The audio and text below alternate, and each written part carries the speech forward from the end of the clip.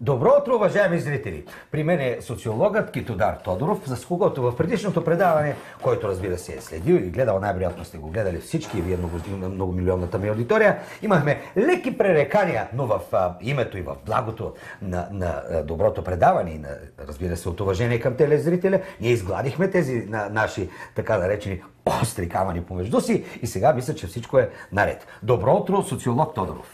Поканих ви тук да говорим за поредния скандал в скандалната ни република, а именно фалшивите подписи за регистрация на партиите за следващите избори. Хайде сега да видя. Тук може би е станала някаква грешка. Значи, по телефона ми казахте, че ще говорим за Карадере и аз съм се подготвил за Карадере. Ама как така? Аз никога в телефонния разговор, докато се осъществяваше, не съм споменал думата Карадере, тъй като нямам подготвени въпроси за тази тема. Аз пък подготвих таблици за Карадере, защото не очаквах да ми задавате въпроси за подписки. Аз не мога да ви задам въпроси за Карадере, тъй като нямам такива въпроси, не съм се подготвил. Ами аз пък нямам такива таблици и това е някакъв парадокс. Добре, какво правим в такъв случай? Ами, каквото се прави във всяко едно студио. Водещият задава въпрос. Тоест аз? Така, а гостът, който е тесен специалист в някаква област, случаят Карадере, отговаря на този въпрос. Хайде, отговорете ми. Има ли мафия с лични данни в България? Добре, вие си знаете вашето, аз пък ще си знам моето. Ето, сега ще ви отговоря съвсем конкретно. Карадере е най-южната местност по Варненското Черноморие. Намира се между град Бяла и село Горица.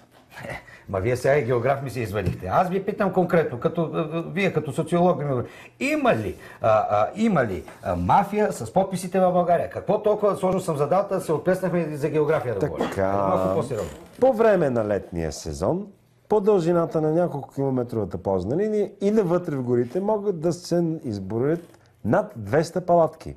Тъй като вие най-вероятно няма да ми отговорите на въпроса, аз ще ви помоля да напуснете. Така, в местността обитават доста редки видове животни.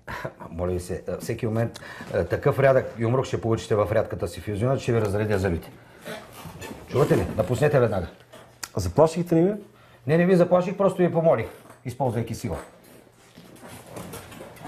Ако търсите да ме ударите, махнал съм цифрите 1, 1, 2, за да не може да наберете 112. Така ли? Значи мога с...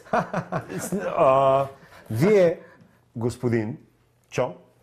Хубава работа. Това Чо ще ви коства адски много. Да видим какво точно. Насилие ли ще ви коства? Кръв дори ще ви пусне. Айде да се махаме от тук. Вие ме дразните. Аз ще си кажа някои неща по въпроса за Карадере.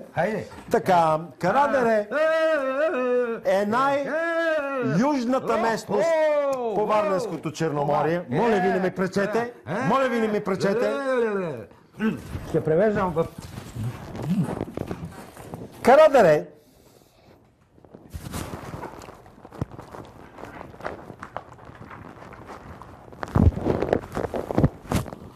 някои от тези животни все още се срещат в тези гори. Напусни. Но... Това е родното ми студио. Но все пак...